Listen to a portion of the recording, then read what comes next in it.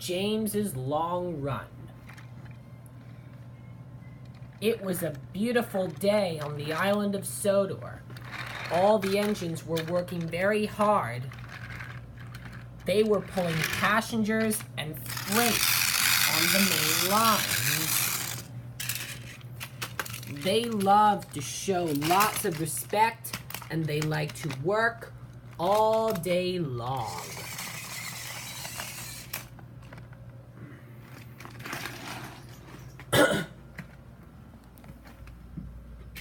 One day at Tidmouth Sheds, Thomas, Edward, and James were in Tidmouth Sheds. Sir Topham Hatt came to see James. "James," said Sir Topham Hatt, "you are to go to Brendam Docks to collect some crates in some freight cars, and you must take them you must deliver them to every station you can. You must get there as quickly as you can. No dilly-dallying, no wasting time." "Yes, sir," said James, and Sir Topham Hatt left. Thomas and Edward were proud of James. "Well, James," said Edward, "I guess your freight train is going to be nice when you collect it. I can't wait to see it." "Well, I have to take my passengers in Annie and Clarabelle," said Thomas. "Well, I better go to Brendam Docks to collect my car," said James. And James puffed onto the turntable. And James left Tidmouth Sheds. James puffed away as fast as he could.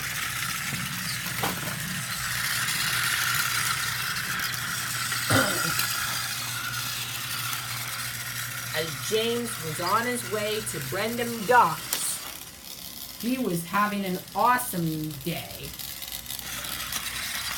"Look at me," said James happily. "I'm the brightest, beautiful red engine on Sodor. Don't you like my beautiful red coat of paint?" called James. James was having a lot of fun. He puffed. He didn't stop to take on any water. He just went on and on.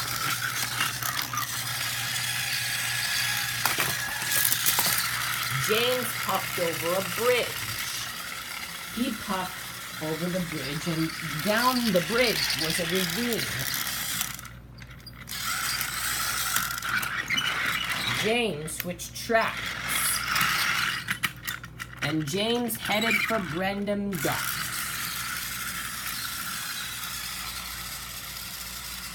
"I can't wait to take my freight train," said James, "but usually I pull passengers instead." And James kept on. He kept on going on and on.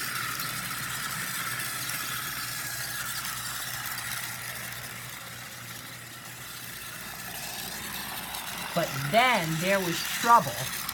James didn't realize that at Brendam Docks, the points were switched into the water.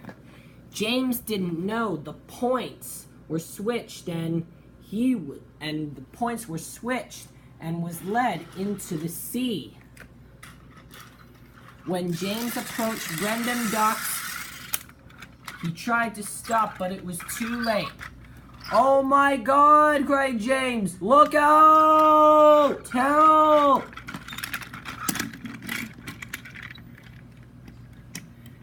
James plunged into the water. "Oops," said James. James's driver and fireman jumped clear. James was stranded. He was about to collect his freight train, but he plunged into the water. Salty and Porter were surprised that James fell into the water. "Well, I guess we'll have to have another engine take the freight train," said Salty. "You really think so?" said James. "Are you serious?" "Yes, I'm serious," said Salty. "I'll call another engine to the docks," said Porter. But while James was in the water, while Percy was puffing by with his mail cars, Percy was delivering the mail. As Percy puffed by Brendam Docks, in the distance, Percy saw James in the water. Percy laughed and giggled. "Look who's in the water, laying down in there," said Percy. "It's that beautiful bright red engine, James." James felt very sad, and Percy puffed away. James's driver and fireman called for help.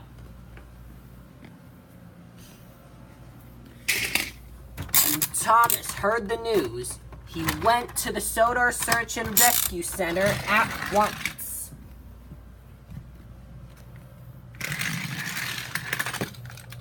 "Rocky," called Thomas, "I need your help. James has plunged into the water."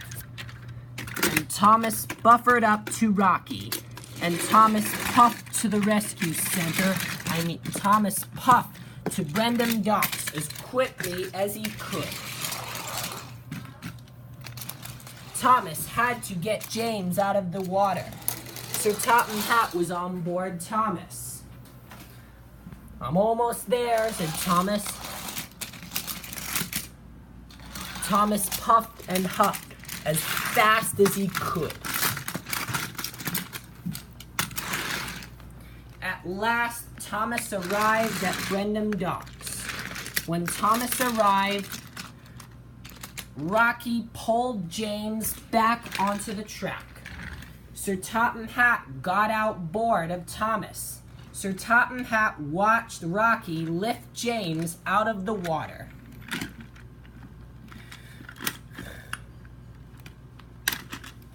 When James was put back onto the track, Sir Topham Hatt was very cross. "James," he said crossly, "I'm very disappointed with you. Look at yourself. You should never plunge into the water. You ruined yourself on purpose. You were supposed to collect your goods train, and now look what you've done to yourself. You silly, naughty, disgraceful engine." "I'm sorry, sir," said James. "I was trying to collect my freight train, but the points were switched." "That's all right, James," said Sir Topham Hatt, "but no more having accidents." "Okay," said James. Thomas took James to the Sodor Steamworks.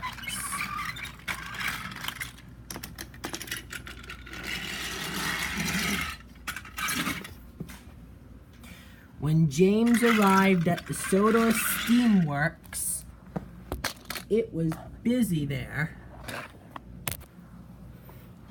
When James was at the Sodor Steamworks, Victor wasn't there.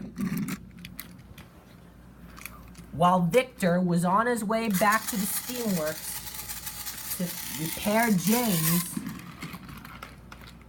he heard Percy's whistle. Percy's runaway mail cars were uncoupled from him. Victor tried to get away as fast as he could.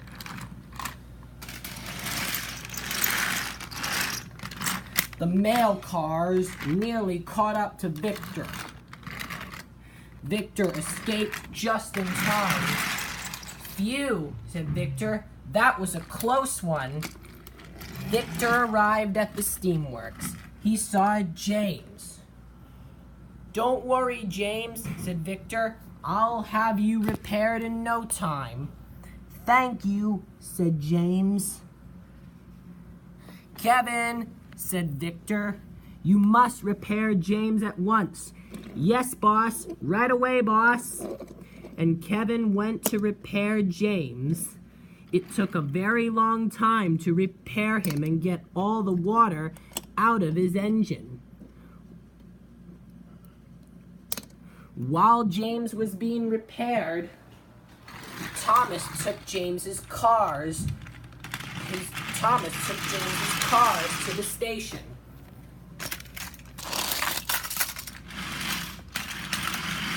Thomas had to do James's job.